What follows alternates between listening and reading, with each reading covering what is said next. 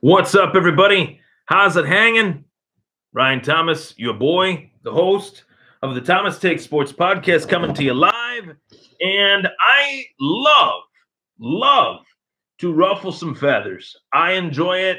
It's part of what I do. It's part of what has made this show so fun. I don't say things, though, just to say them. I say things because I mean them from the bottom of my heart and from the bottom of my tender heart. I believe everything that I say, and I believe that everything I say, there's reasons as to why I feel the way I feel. And despite me looking at everything Buffalo Bills, I have to take a second and really sit back and talk about a pick in this draft that, for the life of me, I just can't wrap my head around it. I don't think in the years to come, despite what happens, whether he's a success, whether he's a total and complete failure, I cannot understand for the life of me why the Cleveland Browns chose to select Baker Mayfield with the first overall pick in the 2018 NFL Draft. Now, I get it. Baker Mayfield galvanizes the team. He's got this leadership chip on his shoulder ability, but he's also a Heisman Trophy winner. He also had great numbers as a collegiate quarterback at Oklahoma, especially this past year. I get it. I get all of that. But the Cleveland Browns have been 1-31 the last two seasons. The Cleveland Browns owned the first overall pick and the fourth overall pick in this year's draft. With it, they took Baker Mayfield with the second pick in the first round that they had. They took Denzel Ward. That as well could be considered by some a stretch due to the fact that Denzel Ward was not rated that highly by any, quote, draft analyst or GM. Most GMs around the National Football League believed that Denzel Ward would be a top 10 pick, not a top 5 pick. There's a huge gap. There's a huge disparity between those two things. Despite the fact they're both in the top 10, a top 5 player is different than a top 10 player. It's just the way the draft works. So when I had heard rumblings that Baker Mayfield could be the pick for the Cleveland Browns at first overall, I heard them probably about a week outside the draft, and I thought, I really hope for the Cleveland Browns fans that this is not true. I really hope that they go with a Sam Darnold, a Josh Rosen, or maybe even a Josh Allen in some instances. Or take the best player in the draft, the best player that the draft had to offer in Saquon Barkley. That's who I would have picked. I would have taken the best player available in this draft, and the best player available in this draft was Saquon Barkley. There's no doubt about that. And I also, threw out my take on a lot of situations in which the Browns could have really made this bigger than what they already had. And what I mean by that is you pick first overall. You have the first overall pick. That's your pick. You have the fourth overall pick. That's the Houston Texans pick that the Texans traded to you in order to get Deshaun Watson last year.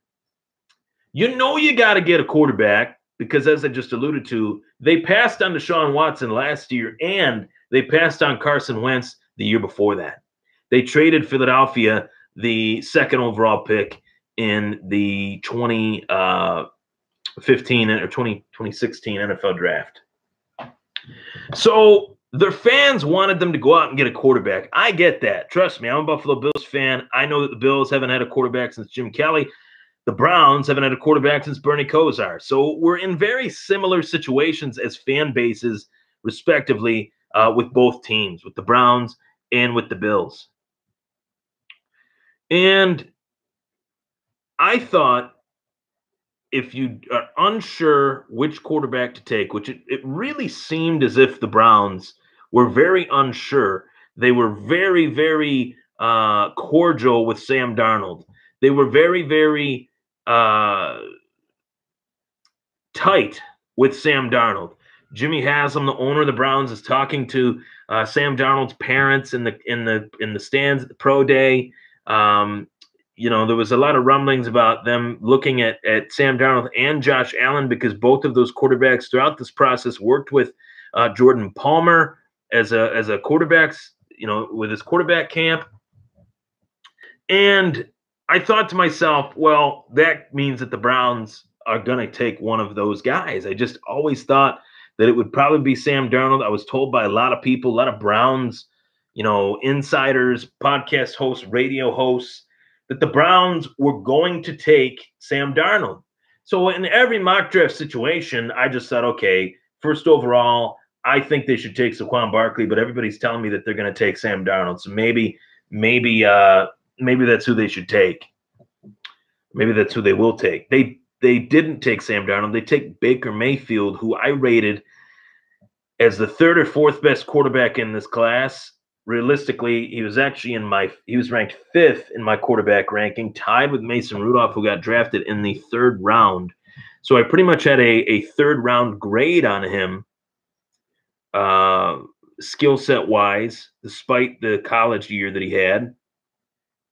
Really, all the listeners of the show said, Ryan, why are you giving him such a low grade? He just had a great college year. Right. He had a great college year. He's about to be a pro. Everybody knows that the speed of the pro game is 3, 4, maybe even 5 times as fast as it is in college. I know he had a great college career. I watched him in college. I watched him do very well in college. But despite that fact, he didn't play. He wasn't playing in the pros. He wasn't playing against Jacksonville. He wasn't playing against New England. He was playing against, college teams.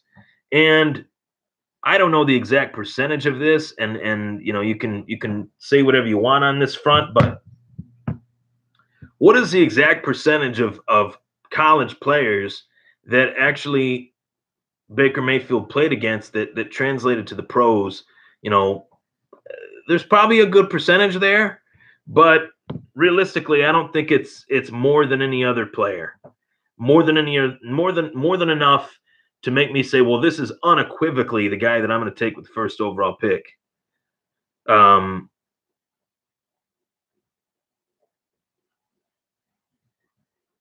I'm hopping on Facebook right now as I hop on here. My shirt's real loose.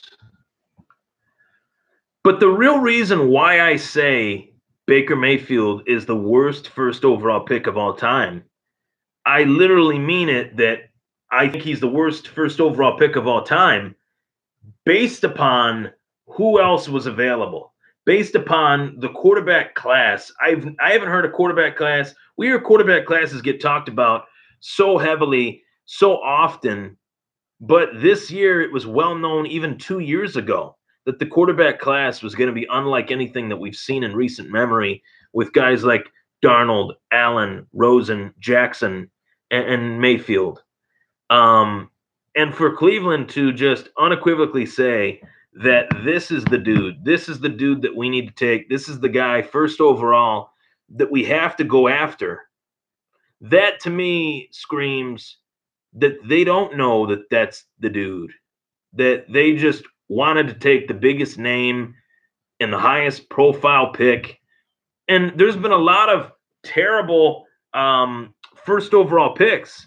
There's been a lot of bad first picks these last few years, especially. Obviously, Jamarcus Russell was one. Ryan Leaf was picked second after Peyton Manning.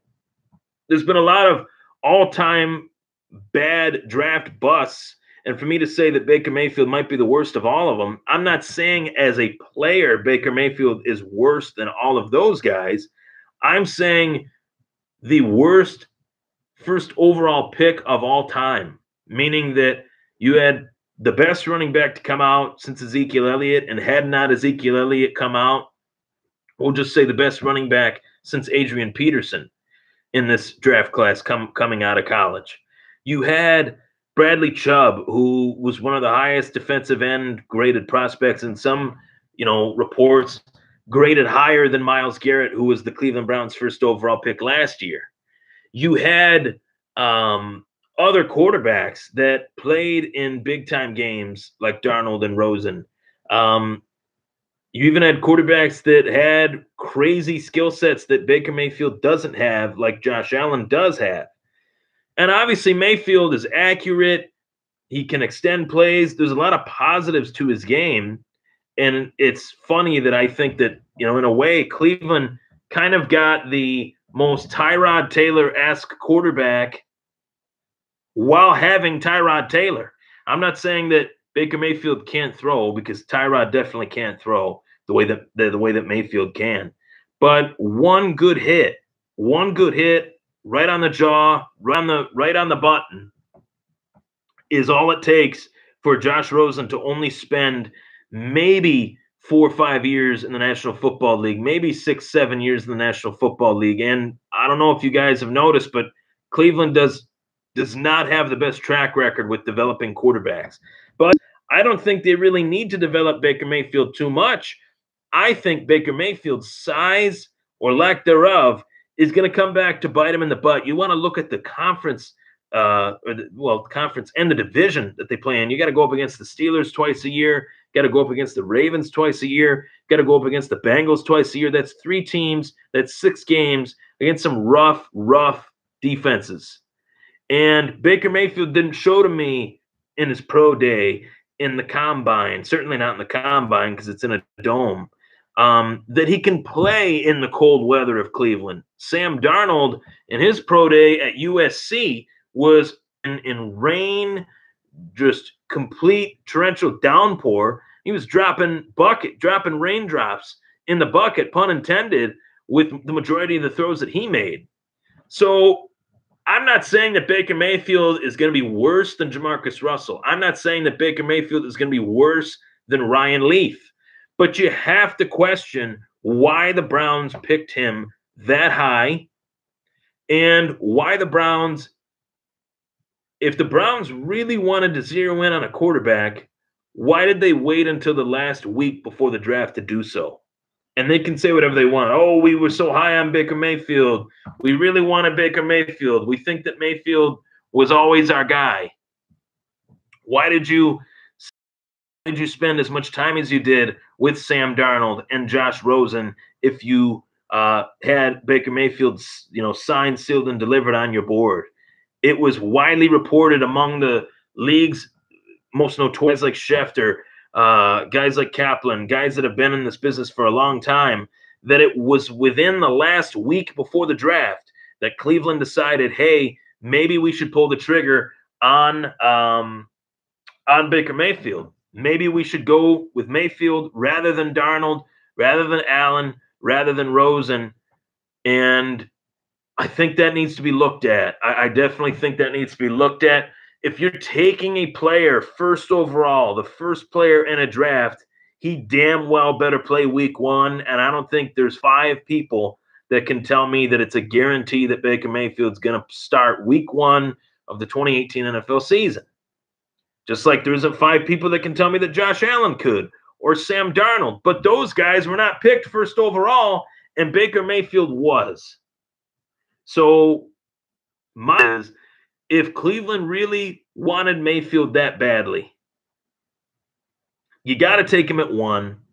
But if they had to wait until the final week before the draft to take Mayfield, why not try to move up from 4 to 2, sink yourself the first 2 picks in the draft, have the first overall pick, the second overall pick.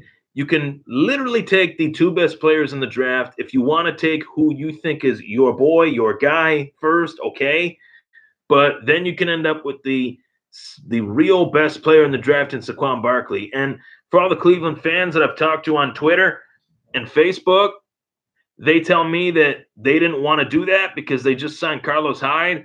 Carlos Hyde does not have 15 years left in the National Football League like Saquon Barkley does. Not many running backs coming into the league have 15 years left, and Barkley does.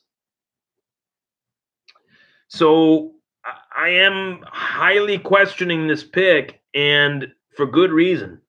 Baker's not 6'4". He's not 6'5". He doesn't have the arm talent that a Darnold has. He doesn't have the arm strength like an Allen has. He doesn't have the smarts like Rosen has. He's a wild, extend plays, make things happen on the go guy. And I worry about his transition to the NFL. If a genius of a defensive coordinator figures out what makes him tick, can he adapt his game? That's my biggest critique of Baker Mayfield. Can he adapt his game once things start to get a little tough? Can he be a true pro's pro and adapt his game like Russell Wilson did, like many quarterbacks before him, like Drew Brees? You know, quarterbacks that to Russell Wilson and Drew Brees. I think you're out of your mind if you're going to compare him to Drew Brees or Russell Wilson. I don't see that at all. I see a guy that was a highly, highly talented college quarterback, but I also see a guy that will have a very, very tough time transitioning to the pros, especially in Cleveland. So it's a shame for him because I think he's in the worst situation that he could be in. I know that they got weapons. They got Josh Gordon. They got Jarvis Landry. They got David Njoku. They have pieces together, but is it enough for a quarterback who relies on certain sandlot style football, a certain sandlot style of football that if defenses figure this out, which they will, can he adapt his game? I'm Ryan Thomas. It was the Thomas Take. Take care, everybody. Thank you for tuning in via Facebook,